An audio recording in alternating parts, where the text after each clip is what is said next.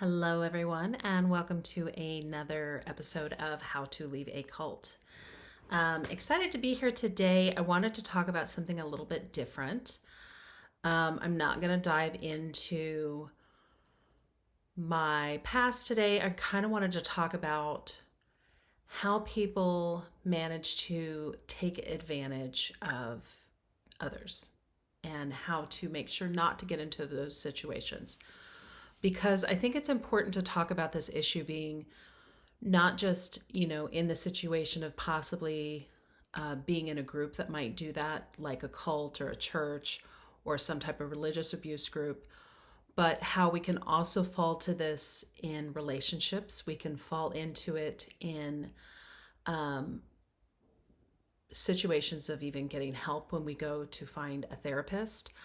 We can find it in all different types of ways. And so, how do we protect ourselves so that we don't fall into that? One of the reasons I got into coaching is that I began to recognize that not only did I need to do some healing on myself, but I began to see that other people needed a similar version of what I was doing. And pursuing improving yourself, whether that's through whether that's through therapy, whether that's through self-help or self-development or some version of any of these things, or increasing your faith, whatever it may be, all of those things mean that oftentimes we are going to look to others who have more experience in them, and we are going to seek their advice and their opinions and ask them to give us guidance on these things. What happens is if you have been in any kind of relationship in the past, and oftentimes, and this could be a childhood thing, oftentimes you have been in some kind of narcissistic relationship where there was somebody that you were behaving the opposite side of that. Because in any relationship, we all take roles, right? So if we have one type of situation where it's like oftentimes somebody's more aggressive, sometimes we play the more passive role, or maybe we're more aggressive and the other person plays more passive. So there's usually like two sides of a coin, and we usually are playing one of those. And so it becomes a pattern of the type of person that you learn to be. And that is ingrained often in childhood. So if you've ingrained to being a certain type of person, then you are used to attracting relationships that bring to you people that are coming from the other side of that type of relationship that you're used to. So this is why when somebody is in an abusive relationship, they may get out of that relationship and then they'll get in another relationship with somebody who is also abusive. Or if we tend to get ourselves in relationship with people who use us, we find more people who use us. So even if these people all look completely different, they carry a similar role. The reason I think this is an important point is because once I got out of the cult, there was often times I would find myself getting in relationships or hiring people to help me that were very, very similar. Narcissistic, unhelpful. They just put themselves on a pedestal about who they were and what they could do. And I found myself lacking and wanting and feeling like that I had just kept recreating the same situation. I believe that this is a gift. Doesn't sound great, but I believe it's a gift, and let me explain. When you realize that the reason you attract certain people to you is because you're still putting out the same message into the world, into the universe, basically saying, this is what I'm looking for. Once you realize you can change that and you can put out a different message, you no longer bring those types of people in. In fact, you begin to see them and you see what they are, who they are, and then you go, no, thank you. I don't do that anymore. I don't play in that realm. But I, for a long time, kept bringing those types of people in. And it doesn't mean everybody. It just means learning how to protect and advocate for yourself so that whether you're looking to date, looking to hire somebody, looking to whatever it may be, that when you get yourself in that you know what to look for to not go back to the old patterns that you have attracted before. So, how do you do that? How do you recognize it? How do you find that?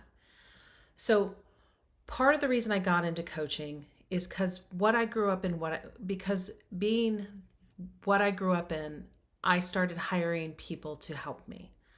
Therapists, coaches, you name it. I started diving down every self-help rabbit hole I could. And what I found is there is an enormous amount of narcissism in the self-help community. In fact, there's a lot of people who are now calling out different groups and actually saying that they are cult-like. And it's interesting too, because the Church of Immortal Consciousness, the church that I grew up in, I would say that is kind of like a cross section of almost like self-help meets church meets spiritualist movement. And I don't think that I've shared this yet. So Stephen and Trina's background is they used to go around and they used to do these workshops, and probably some version of what a lot of workshops have turned into today. And they based a lot of that stuff off of something called EST, which, if you've heard of Landmark grew from EST. So when I talk about the process that we would have to go to and be a part of in the church on a regular basis, that came directly from those types of workshops and seminars. And in the Landmark, they would do these 3 days sit down, break you down to build you back up type of thing. But that was a kin to what I grew up in. So I'm not a big Landmark fan. If it's done something for you, that's wonderful. But I find that they have a lot of manipulative tactics that I also grew up in. And so personally, it's a no-go for me. I'm sure you can always find some good in something, but and even in the MLMs these days, and even in these other types of self-development stuff, because there's money and power in it, it can have the negative side of it, which I think is specifically part of what I grew up in. So one of the characteristics that I had for a very long time is I wanted somebody to help me, and I kind of wanted somebody to fix me. Because I had been in this relationship for the longest time, being in this church and being in this cult, where I was sitting there and I would always go for advice and guidance, and this needing somebody else to tell me where to go, tell me what to do, tell me how to do it. I had been controlled for so long that I was waiting for somebody else to tell me how to fix my life. The problem with that, and I hope you see that there's a problem with that before we even get into this, and if you don't, that's fine too. I didn't always. But the problem with that is it means that you need somebody else to fix you, and you don't. You don't need anybody to fix you, change you, or give you a pill or a drug or any of those things. This is my biggest issue with churches these days. My biggest problem is that churches tend to get in the way with people's relationship with what they consider of their higher power. And I'm not going to have a discussion about what that is right now, because that's not the point of today's podcast. The church that I grew up in was specifically this in-between point that we consistently had to go to the ministers, the spirit, Dr. Duran, and all these higher powers to get direction and a specifically, from God, what we thought our spirit guides were, all these different higher powers had to go through that to us. Okay. You don't need anybody to communicate with you to whatever your higher spiritual belief system is. You are and always will have the direct connection.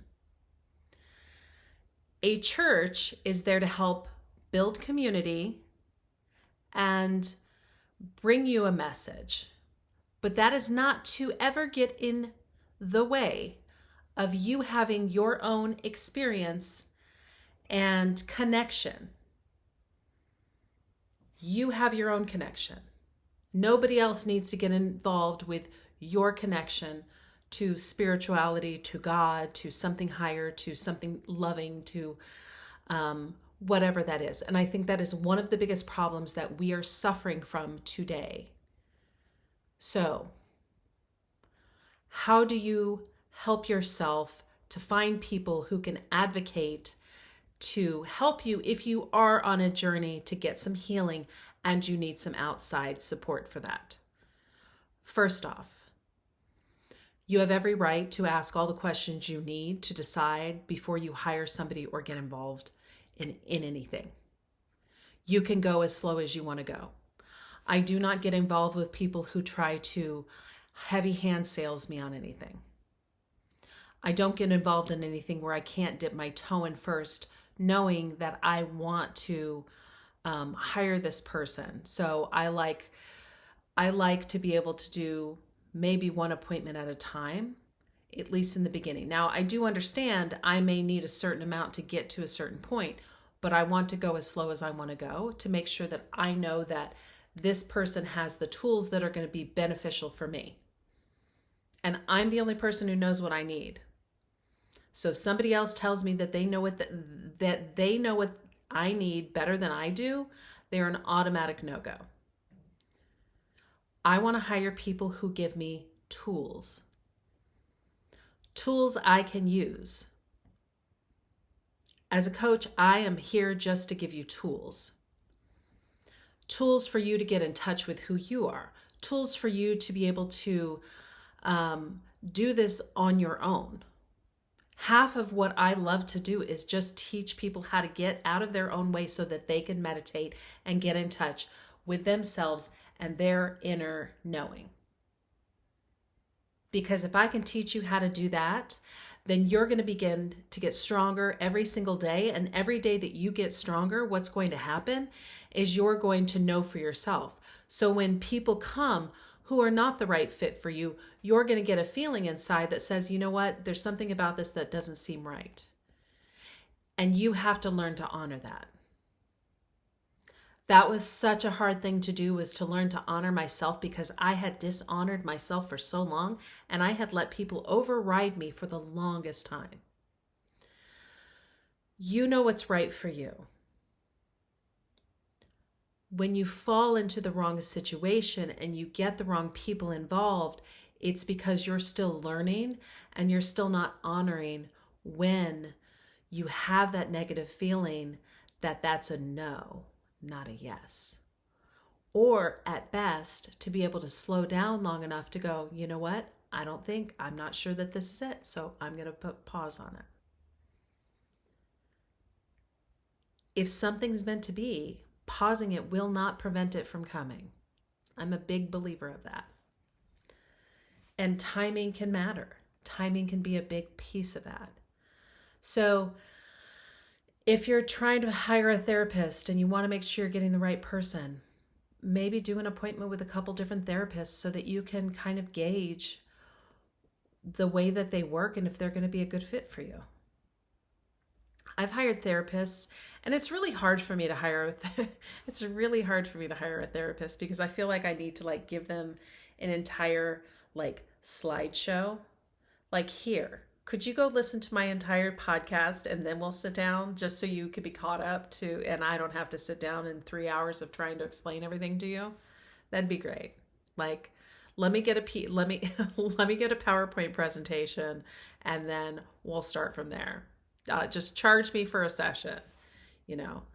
But you've got to start from somewhere, and you're going to be putting a lot of time into something, and you're taking somebody's advice, and you want to make sure that you are where in a comfortable, safe space. Other good questions to ask is if they're planning on leaving where they're at anytime soon. One of the biggest things I've heard from people recently is, you know, being upset because they found out who they were with wasn't going to be sticking around, which can be really difficult when it takes a lot of time to find somebody, or if you're looking for somebody that you can be with for a long time. So if you're looking at something, like, make sure. The other thing is, sometimes I did things based on feeling like it was going to be a good fit instead of writing down what I wanted to get out of it and seeing if they qualified for those things. So, and I've done this in business too, in growing my business. It's like I hired somebody who, he didn't promise the things that I wanted. So I went to him for business stuff, and he was like there to just help me through like emotional coaching. And so I'm working with this person, and I want to meet business goals, and he's just trying to do this other stuff that has nothing to do with that. I didn't need a therapist at that time. I wanted somebody to help me with business, but it was my fault because I'm the one who started throwing money at this instead of doing my homework. You have to do your homework. You have to, and find three to five in anything that you're looking for that are qualified. Do your research, find other people who like them, and ask them questions. Ask them if they have testimonials or anybody who's a current client that you can actually talk to and hear a little bit about. Therapists will generally not do that, but you can find testimonials on therapists, and you can at least spend the time to understand what kind of processes they use and if those are a good fit for you. Because I mean, I had a therapist, and he was great at some things, but he was really he really lacked when it came to the talking part, and I felt like all I did was talk, and he never gave me any feedback. So I felt like I was just like, I didn't like, why do I want to sit here and talk to somebody who doesn't give me feedback? I need feedback. That's something I know that I need. So some of this is also learning yourself and what you need. And it's really possible that you don't know what you need because you've spent so much time being told what you should want and what you should do. And so you've overridden your own needs. And you can begin to unravel that. You know, I was having this conversation with my daughter the other day, and we were talking about the moment that I realized that it took me a really long time to begin to want to pursue my dreams. Because growing up in what I grew up in, I was told all the things I needed to do for the sake of the community and the church that I grew up in. So I had not allowed myself to have dreams.